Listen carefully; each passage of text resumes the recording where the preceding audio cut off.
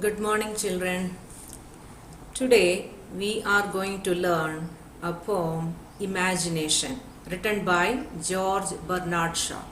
Okay, now this is all about imagination, as the title says. So, what do you mean by imagination? What do you mean by images? Yes, pictures, right? Images are nothing but pictures or the ability to visualize. So, imagination is nothing but framing images in your mind. So, when do you get images in your mind? Just by simply sitting and thinking of nothing, will you get images in your mind? No, you have to think about any unknown places or the places which you have already read. So you have to assume that okay, Himalaya will be a place. Even if you have not read about Himalayas or you have not gone in that place, you can imagine about Himalayas, right? Yes, Himalayas are like array of mountains. Everything is snow-clad mountains. I can see lot of white mountains over there. It is very cold. How do I know that? I have not gone to Himalayas. How do I know? It is imagination.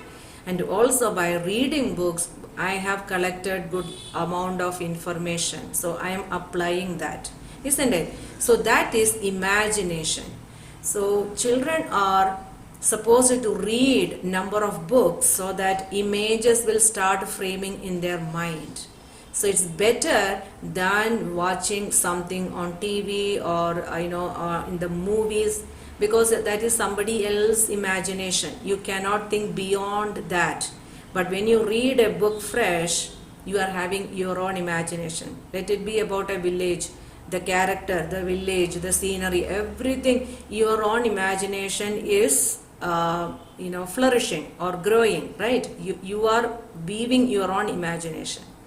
Now, let us read this poem. In this poem, George Bernard Shaw has conveyed that how audacious reader he was in his childhood, and he used it to play or enact like the characters that he used to read.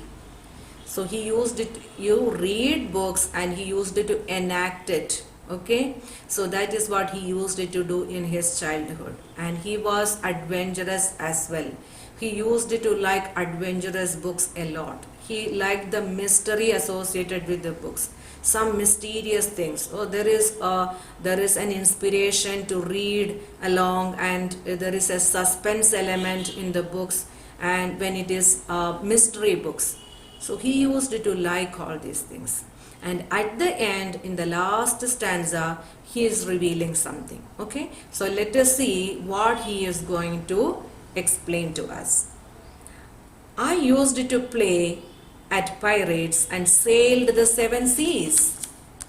Then I was a cowboy. The simple things did me please. So what is it? Just like we all had played enough of being a doctor, teacher, a nurse, or a shopkeeper, we used to play that in our childhood, isn't it? So just that way, George Bernard Shaw is writing that he used to play as pirates. So who is a pirate? We all know that pirates are robbers or thieves who used to attack people at sea, right? They used it to attack the ships and steal away all the treasures. Sometimes they also used it to attack the coastal towns also. So they are criminals. Literally they are criminals because they are stealing away somebody else's wealth. So he used it to play like pirates. So by the word pirates, some amount of image is coming to your mind. Yes, a kind of shabby dress, one eye blinded, isn't it? They cover one eye. They will have a special kind of hat. They will have daggers with them. So he used it to see here also in the poem they have given a picture. So an idea or image is framing in your mind by the word pirate. So he used it to play as pirates and sailed the seven seas. So his job was to sail across seven seas and attack the ships and get all the treasures or the wealth. So what are the seven seas? This is one question for you. You have to find out the names of the seven seas and you have to tell me in the class. Now, then I was a cowboy, these simple things did me please. Who is a cowboy? A cowboy is a person who is rearing cattle and horses in a ranch. So he will also have a different kind of attire and a hat, a cowboy hat. So the poet used to enjoy his childhood by playing as pirates and cowboy, and all these simple things gave him enough pleasure. So he was very happy by enacting like pirates and cowboy. I had a vivid imagination. Adventure was always on my mind. I discovered the joy of reading and escaped the daily grind. So he's telling that he had a vivid imagination. What do you mean by vivid? A very clear cut, a very clear imagination, and adventure was always on his mind. He was an adventurous boy. He used to like being adventurous. I discovered the joy of reading. So reading is fun. If you cultivate that reading habit, it is it is a pleasure reading every time. Every time you will feel like grabbing a new book and start reading. So the advantages of reading are numerous, right? Numerous advantages. Your vocabulary will increase, your pronunciation will increase, you can speak very fluently. So, there is a saying that readers are leaders. So you can speak about anything when you read voraciously. Now, what was the reason for this boy to read? I escaped the daily grind. So he used to hate the daily chores, daily grind. What do you mean by grind here? The routine, the monotonous routine. Every day is like same. There is no change. There is no fun. So reading was an escape from the daily grind. That is another reason for the boy to start loving reading. So he had a vivid imagination, he was very adventurous, and one reason for him to read was to escape from the daily routine. Once I lived with Eskimos in the land of ice and snow, went hunting and fishing. My fantasy was all aglow. So what is it? What is the poet telling here? Once I lived with Eskimos. So where can you see Eskimos? Eskimos are living in poles, right? In extreme cold climates. They do have a special kind of attire to save themselves from the severe winter, and they stay in igloos. So he lived with Eskimos. Did he really go and live with Eskimos? No. He used to read the books and consider himself being there. And he went for hunting and fishing, and his fantasy means the fiction world, imaginative world, was aglow. Aglow means here at his best. He could imagine the best, being in the snow land, covering, probably he is taking all the blanket and covering himself, imagining that those are the costumes for the winter season or the extreme cold, and he would have made some tent kind of thing too, and he would have imagined that is an igloo, and he would have gone for fishing or hunting, taking some tools or toys like that. So he used to play that. Okay, he used to play like living with Eskimos. I read a book of Jules Verne and went off to the moon. It was just to take a look, and it was time to return. So Jules Verne has written many science fiction books. So he used to read science fiction books of Jules Verne, and he also visited moon. So he also visited the moon, where he stayed for a little time, then again came back. I spent time in the forests of Africa with Dr. Livingstone as my guide. Then off again to America with Huckleberry Finn I did hide. So what is he telling? He had written the books written by the explorer Dr. Livingstone, which was all about the forests of Africa. So he enjoyed reading that book because it was as good as he was being present in the forests of Africa and exploring the forest. Dr. Livingstone has written the book with such reality that because he was an explorer, he had gone there and he had explained in detail. So by reading the book, the reader will also get a feeling of in literally visiting that place. So that is what the poet felt like, literally visiting forest of Africa.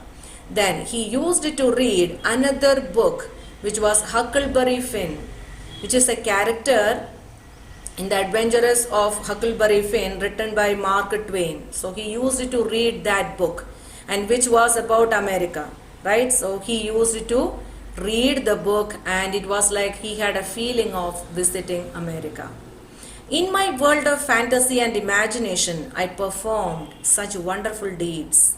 A hero of all the nations, I was the one that did succeed. So in this world of imagination, just take a book, read it through and be, engrossed in that book and be a part of the book and visit the places. So that was like, fantastic for him. It was wonderful and he did lot of wonderful things by visiting lot of places. So he was a hero of most of the nations and he succeeded. Now, then I grew up my childish world at an end. So he has outgrown his childhood years. He has become an adult now. I had become serious. It nearly drove me around the bend.